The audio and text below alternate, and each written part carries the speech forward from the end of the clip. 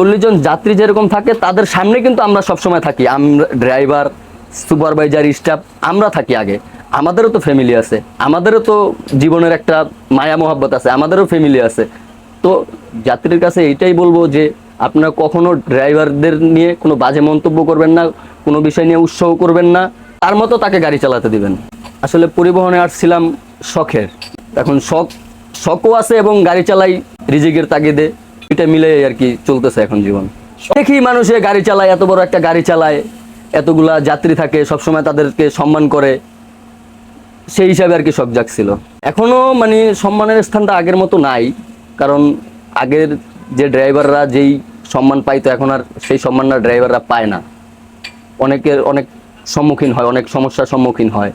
যেমন গাড়ি, একটা গাড়িতে 40 জন যাত্রী থাকে, 40 জন যাত্রী থাকলে 40 জনের মন জোগায় গাড়ি কখনোই ড্রাইভার চালাইতে পারে না। কেউর কাছে ভালো লাগে, কেউর কাছে খারাপ লাগে, তখন ভালো লাগাটা কেউ প্রকাশ করে, কেউ খারাপ লাগাটা প্রকাশ করে। যেমন সাধারণত যখন মনে করেন যে আমি যাইতেছি একটা স্টপেজে যাত্রী নামানো লাগবো, তো সে আমরা যখন যাত্রাপথে শুরু করি, তখন আমরা যখন একটা ব্রেক দেই, হোটেল বিরতি দেই, তখন বলে যে না হ্যাঁ আপনার ড্রাইভিং খুব ভালো হয়েছে। আবার সেই যাত্রী যখন আমি মনে করেন যে তারা নামাবো, তখন হয়তো ইমার্জেন্সি একটা ব্রেক করতে হয়, ইমার্জেন্সি ব্রেকের কারণে তখন আবার সেই যাত্রী বলে যে আপনি তো খারাপ ড্রাইভিং করেন। কিন্তু ইমার্জেন্সি ব্রেকটা যে কিসের জন্য করা লাগছে সেটা কিন্তু সে বোঝে নাই। এই জন্য অনেকের অনেক মন্তব্য থাকে। তো আসলে ওইগুলা বিষয় নিয়ে মানে আসলে মাথা কামানোটা ঠিক না। আমি গাড়ি চালাইতেছি, তাদেরকে গন্তব্যস্থানে সুস্থভাবে পৌঁছে দেওয়া নিয়েই হচ্ছে আমার দায়িত্ব।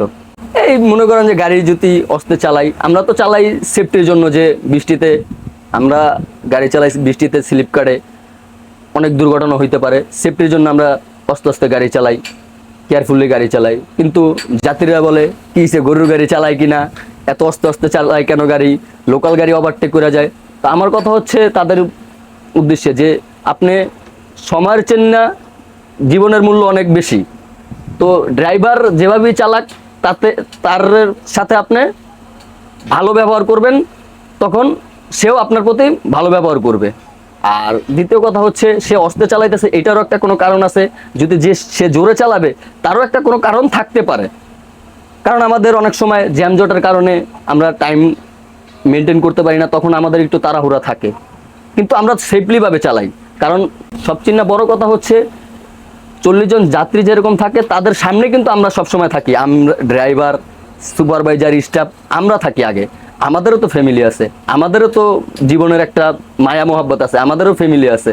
তো যাত্রীর কাছে এইটাই বলবো যে আপনারা কখনো ড্রাইভারদের নিয়ে কোনো বাজে মন্তব্য করবেন না, কোনো বিষয় নিয়ে উৎসাহ করবেন না, তার মতো তাকে গাড়ি চালাতে দিবেন।